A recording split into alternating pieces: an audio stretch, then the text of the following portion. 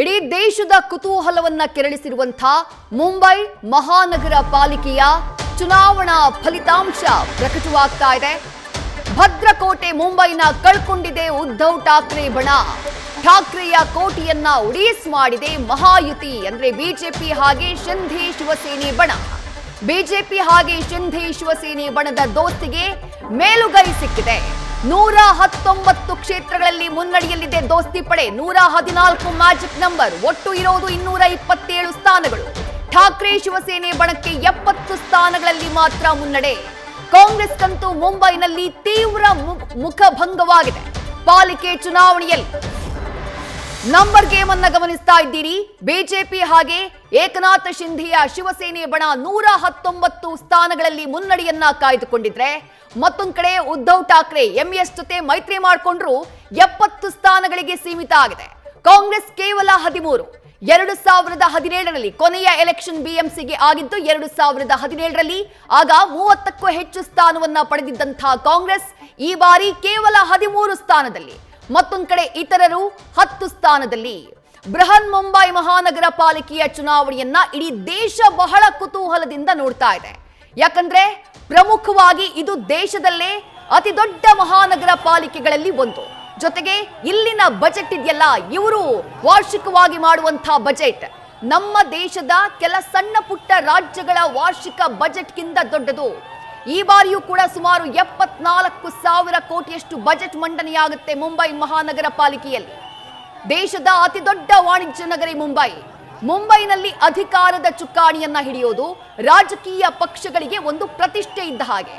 2017ರಲ್ಲಿ ನಡೆದಂತಹ ಚುನಾವಣೆಯಲ್ಲಿ ಆಗ ಶಿವಸೇನೆ ಸ್ಪ್ಲಿಟ್ ಆಗಿರಲಿಲ್ಲ. ಶಿವಸೇನೆ ಸಿಂಗಲ್ ಲಾರ್ಜೆಸ್ಟ್ ಪಾರ್ಟಿಯಾಗಿ ಗುರುತಿಸಿಕೊಂಡಿತ್ತು 84 ಸೀಟ್ಗಳನ್ನ ಗೆಲ್ಲುವ ಮೂಲಕ. ಬಿಜೆಪಿ 82 ಸೀಟ್ಗಳಲ್ಲಿ. ಇದಾದ ನಂತರ ಮೈತ್ರಿ ಆಡಳಿತ ಆಗಿತ್ತು.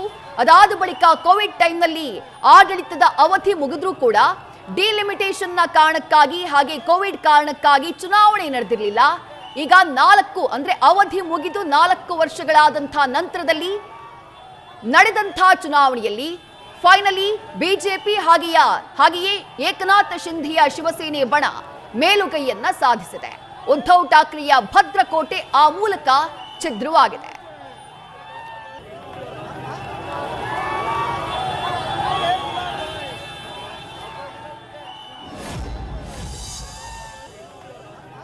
ಮತ್ತಷ್ಟು ಡೀಟೇಲ್ಸ್ ನಮ್ಮ ಪ್ರತಿನಿಧಿ ಚಂದ್ರಮೋಹನ್ ನೀಡ್ತಾ ಹೋಗ್ತಾರೆ. ಚಂದ್ರಮೋಹನ್, ಇಡೀ ದೇಶ ಈ ಚುನಾವಣೆಯತ್ತ ಬಹಳ ಕುತೂಹಲದಿಂದ ನೋಡ್ತಾ ಇತ್ತು. ಚುನಾವಣೆಯ ದಿಕ್ಸೂಚಿ ಅಂತ ಹೇಳಲಾಗ್ತಾ ಇತ್ತು. ಬೇರೆ ಬೇರೆ ಚುನಾವಣೆಗಳಿಗೆ ಇದು ದಿಕ್ಸೂಚಿಯನ್ನ ನೀಡಬಹುದು ಅನ್ನುವಂತಹ ವಿಶ್ಲೇಷಣೆಗಳೆಲ್ಲ ಇದ್ದಾವೆ. ಈ ಫಲಿತಾಂಶ ಎಕ್ಸಿಟ್ ಪೋಲ್ ಸಮೀಕ್ಷೆ ಬಂದಾಗ 130, 150ರಷ್ಟು ಮಹಾಯುತಿ ಗೆಲ್ಲಬಹುದು ಅನ್ನುವಂತಹ ಸುಳಿವನ್ನ ಕೊಟ್ಟಿದ್ವು. ಬಟ್ ಮ್ಯಾಜಿಕ್ ನಂಬರ್ಗಿಂತ 4 ಸ್ಥಾನ ಹೆಚ್ಚಿಗೆ ಮುನ್ನಡೆಯಿಲ್ಲದೆ ಸದ್ಯ ಮಹಾಯುತಿ 119 ಸ್ಥಾನಗಳು. ಯಾವ ರೀತಿ ವಿಶ್ಲೇಷಣೆ ಮಾಡ್ತೀರಿ ಈ ಫಲಿತಾಂಶವನ್ನ ಅಂತ ಹೇಳಿ ಚಂದ್ರಮೋಹನ್?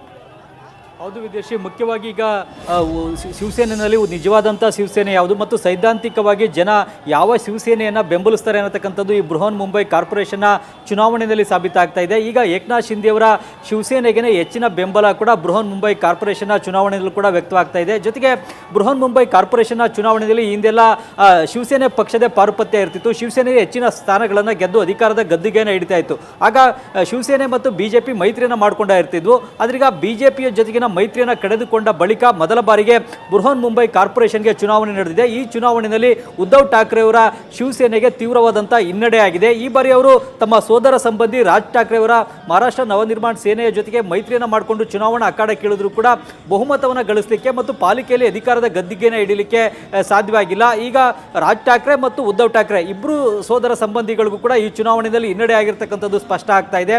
ಈ ಹಿಂದೆ ಬಿಜೆಪಿಯ ಜೊತೆಗಿದ್ದಂತಹ ಸಂದರ್ಭದಲ್ಲಿ ಶಿವಸೇನೆಗೆ ಮುನ್ನಡೆಯ ಶಕ್ತಿ ಆಯಿತು ಮತ್ತು ಪಾಲಿಕೆಯಲ್ಲೂ ಕೂಡ ಅಧಿಕಾರದ ಗದ್ದಿಗೆ ಸಿಗ್ತಾ ಇತ್ತು. ಆದರೆ ಈ ಬಾರಿ ಆ ಒಂದು ಅಧಿಕಾರದ ಗದ್ದಿಗೆಯನ್ನು ಪಡೆಯಲಿಕ್ಕೆ ಸಾಧ್ಯ ಆಗಿಲ್ಲ. ಬದಲಿಗೆ ಈ ಬಾರಿ ಬಿಜೆಪಿ ಪಕ್ಷ ಹಾಗೂ ಏಕನಾಥ್ ಶಿಂಧೆಯವರ ಶಿವಸೇನೆ ಮುನ್ನಡೆಯನ್ನ ಮತ್ತು ಬಹುಮತದ ಮ್ಯಾಜಿಕ್ ನಂಬರ್ ಅನ್ನು ಈಗಾಗಲೇ ದಾಟುವಲ್ಲಿ ಯಶಸ್ವಿಯಾಗಿವೆ. ಮುಖ್ಯವಾಗಿ 227 ವಾರ್ಡ್ಗಳು ಬೃಹನ್ ಮುಂಬೈ ಕಾರ್ಪೊರೇಷನ್ನಲ್ಲಿವೆ. ಇದರಲ್ಲಿ ಈಗ 114 ಮ್ಯಾಜಿಕ್ ನಂಬರ್. ಆ 114ರ ಮ್ಯಾಜಿಕ್ ನಂಬರ್ ಅನ್ನು ದಾಟಿ 119 ವಾರ್ಡ್ಗಳಲ್ಲೂ ಕೂಡ ಬಿಜೆಪಿ ಮತ್ತು ಏಕನಾಥ್ ಶಿಂಧೆಯವರ ಶಿವಸೇನೆ ಮುನ್ನಡೆಯನ್ನು ಸಾಧಿಸ್ತವೆ. ಮುಖ್ಯವಾಗಿ ಮುಂಬೈನ ಜನ ಕೂಡ ಹಿಂದುತ್ವ ಹಿಂದುತ್ವವನ್ನು ಪ್ರತಿಪಾದಿಸ್ತಕ್ಕಂಥ ಪಕ್ಷಗಳಿಗೆ ಮತ್ತು ಆಡಳಿತಾರೂಢ ಪಕ್ಷಗಳಿಗೆ ಈ ಬಾರಿ ಬೆಂಬಲವನ್ನು ಕೊಟ್ಟಿರ್ತಕ್ಕಂಥದ್ದು ಈ ಚುನಾವಣಾ ಫಲಿತಾಂಶದಿಂದ ಸ್ಪಷ್ಟ ಆಗ್ತಾ ಇದೆ. ಕಾಂಗ್ರೆಸ್ಗೂ ಬಹುಮತ ಸಿಕ್ಕಿಲ್ಲ, ಹೆಚ್ಚಿನ ವಾರ್ಡ್ಗಳನ್ನು ಗೆಲ್ಲಲಿಕ್ಕೆ ಸಾಧ್ಯವಾಗಿಲ್ಲ. ಜೊತೆಗೆ ಶರದ್ ಪವಾರ್ ಅವರಾಗ್ಬೋದು, ಅಜಿತ್ ಪವಾರ್ ಅವರ NCP ಪಕ್ಷಗಳಿಗೂ ಕೂಡ ವಾರ್ಡ್ಗಳನ್ನು ಗೆಲ್ಲಲಿಕ್ಕೆ ಸಾಧ್ಯವಾಗಿಲ್ಲ. ಹೀಗಾಗಿ ಆಡಳಿತಾರೂಢ ಪಕ್ಷ ಜೊತೆಗೆ ಹಿಂದುತ್ವವನ್ನು ಪ್ರತಿಪಾದಿಸ್ತಕ್ಕಂಥ ಪಕ್ಷಗಳಿಗೆ ಬೃಹನ್ ಮುಂಬೈ ಕಾರ್ಪೊರೇಷನ್ ವ್ಯಾಪ್ತಿಯ ಜನ ಸ್ಪಷ್ಟವಾದಂಥ ಬೆಂಬಲವನ್ನು ಕೊಟ್ಟು ಬಹುಮತದ ಸಂಖ್ಯೆಯನ್ನು ದಾಟಲಿಕ್ಕೆ ಈಗ ಅವಕಾಶವನ್ನು ಕೊಟ್ಟಿರ್ತಕ್ಕಂಥದ್ದು ಸ್ಪಷ್ಟ ಆಗ್ತಾ ಇದೆ. ಮತ್ತು ಈ ಬಾರಿಯ ಮಹಾರಾಷ್ಟ್ರದ ಮುನ್ಸಿಪಲ್ ಕಾರ್ಪೊರೇಷನ್ ಚುನಾವಣೆಯಲ್ಲಿ ಮತ್ತೊಂದು ವಿಶೇಷ ಅಂತ ಅಂದರೆ ಪುಣೆ ಮತ್ತು ಪಿಂಪ್ರಿ ಚಿಂಚವಾಡ ಈ ಒಂದು ಕಾರ್ಪೊರೇಷನ್ಗಳು NCPಯ ಭದ್ರಕೋಟೆಗಳಾಗಿದ್ದಂಥ ಪಾಲಿಕೆಗಳಾಗಿದ್ದವು. ಹಾಗಾಗಿ ಅಲ್ಲಿ ಮೇಲುಗೈನ ಸಾಧಿಸಬೇಕು, ತಮ್ಮ ಭದ್ರಕೋಟೆಯನ್ನು ಉಳಿಸ್ಕೊಳ್ಳಬೇಕು ಅನ್ನೋ ಕಾರಣಕ್ಕಾಗಿಯೇ ಶರದ್ ಪವಾರ್ ಮತ್ತು ಅಜಿತ್ ಪವಾರ್ ಮೈತ್ರಿಯನ್ನು ಮಾಡಿಕೊಂಡು ಅಲ್ಲಿ ಚುನಾವಣೆಯನ್ನು ಎದುರಿಸಿದ್ರು. ಆದರೆ ಅಲ್ಲಿ ಶರದ್ ಪವಾರ್ ಮತ್ತು ಅಜಿತ್ ಪವಾರ್ ಒಂದಾದರೂ ಕೂಡ ಪುಣೆ ಮತ್ತು ಪಿಂಪ್ರಿ ಚಿಂಚವಾಡ ಕಾರ್ಪೊರೇಷನ್ಗಳಲ್ಲಿ NCPಯ ಎರಡೂ ಬಣಗಳಿಗೂ ಕೂಡ ಹೆಚ್ಚಿನ ವಾರ್ಡ್ಗಳನ್ನು ಗೆಲ್ಲಲಿಕ್ಕೆ ಸಾಧ್ಯವಾಗಿಲ್ಲ. ಅಲ್ಲೂ ಕೂಡ BJP ಪಕ್ಷವೇ ಮೇಲುಗೈಯನ್ನು ಸಾಧಿಸಿದೆ. ಹೆಚ್ಚಿನ ವಾರ್ಡ್ಗಳಲ್ಲಿ BJP ಪಕ್ಷವೇ ಗೆಲುವನ್ನು ಸಾಧಿಸಿದೆ. ಈ ಬಾರಿಯ ಮಹಾರಾಷ್ಟ್ರದ ಈ ಕಾರ್ಪೊರೇಷನ್ ಚುನಾವಣೆಯಲ್ಲಿ ಎರಡು ಸೋದರ ಸಂಬಂಧಿಗಳು ಕೂಡ ಒಂದಾಗಿದ್ರು. ಒಂದು ಕಡೆಯಲ್ಲಿ ಮುಂಬೈ ಕಾರ್ಪೊರೇಷನ್ನಲ್ಲಿ ರಾಜ್ ಠಾಕ್ರೆ ಮತ್ತು ಉದ್ಧವ್ ಠಾಕ್ರೆ ಒಂದಾಗಿದ್ರು. ಅದೇ ರೀತಿಯಲ್ಲಿ ಪುಣೆ ಪಿಂಪ್ರಿ ಚಿಂಚವಾಡ ಕಾರ್ಪೊರೇಷನ್ಗಳಲ್ಲಿ ಅಜಿತ್ ಪವಾರ್ ಶರದ್ ಪವಾರ್ ಕೂಡ ಒಂದಾಗಿದ್ರು. ಅಲ್ಲಿ ಅಜಿತ್ ಪವಾರ್ ಶರದ್ ಪವಾರ್ಗೆ ಹಿನ್ನಡೆಯಾಗಿದೆ.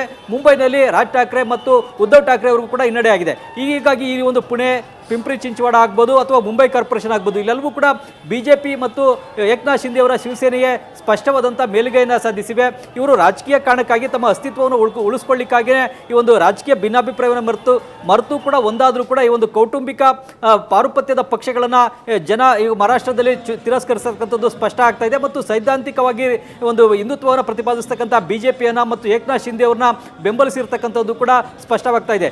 ತಮ್ಮ ತತ್ವ ಸಿದ್ಧಾಂತವನ್ನು ಬದಿಗೆ ಸರಿಸಿ ಅಧಿಕಾರಕ್ಕಾಗಿಯೇ ಬೇರೆ ಪಕ್ಷಗಳೊಂದಿಗೆ ಮೈತ್ರಿಯನ್ನು ಮಾಡಿಕೊಂಡಿದ್ದು ಮತ್ತು ರಾಜಕೀಯ ಅಸ್ತಿತ್ವವನ್ನು ಉಳಿಸ್ಕೊಳ್ಳಬೇಕು ಅನ್ನೋ ಕಾರಣಕ್ಕಾಗಿಯೇ ಕೌಟುಂಬಿಕ ಹೊಂದಾಣಿಕೆಯನ್ನು ಈ ರಾಜಕಾರಣದಲ್ಲೂ ಕೂಡ ಮಾಡ್ಕೊಂಡಿದ್ರು. ಅದು ಕೂಡ ಈಗ ಶರದ್ ಪವಾರ್ ಅಜಿತ್ ಪವಾರ್ ಅವರಿಗೆ ಯಾವುದೇ ಒಂದು ಬೆಂಬಲವನ್ನು ತಂದುಕೊಳ್ಳಲಿಕ್ಕೆ ಮತ್ತು ಜನರ ಒಲವನ್ನು ಗಳಿಸ್ಕೊಳ್ಳಿಕ್ಕೂ ಕೂಡ ಸಾಧ್ಯವಾಗಿಲ್ಲ. ಮತ್ತು ರಾಜ್ ಠಾಕ್ರೆ ಉದ್ಧವ್ ಠಾಕ್ರೆ ಅವರಿಗೂ ಕೂಡ ಸಾಧ್ಯವಾಗಿಲ್ಲ. ಹೀಗಾಗಿ ಈಗ ತಮ್ಮ ಮುಂಬೈ ಕಾರ್ಪೊರೇಷನ್ನಲ್ಲಿದ್ದಂಥ ಪಾರುಪತ್ಯವನ್ನು ಈಗ ಮೊದಲ ಬಾರಿಗೆ ಕಳ್ಕೊಳ್ಬೇಕಾದಂಥ ಪರಿಸ್ಥಿತಿಯಲ್ಲಿ ಶಿವಸೇನೆ ಉದ್ಧವ್ ಠಾಕ್ರೆ ಅವರ ಬಣ ಇದೆ. Vidyashree, thank you Chandramohan. ತಮ್ಮೆಲ್ಲ ಡೀಟೇಲ್ಸ್ಗೆ ನ್ಯೂಸ್ ಫಸ್ಟ್ ನಿರ್ಭೀತಿಯಿಂದ ನಿಮ್ಮ ಪರವಾಗಿ.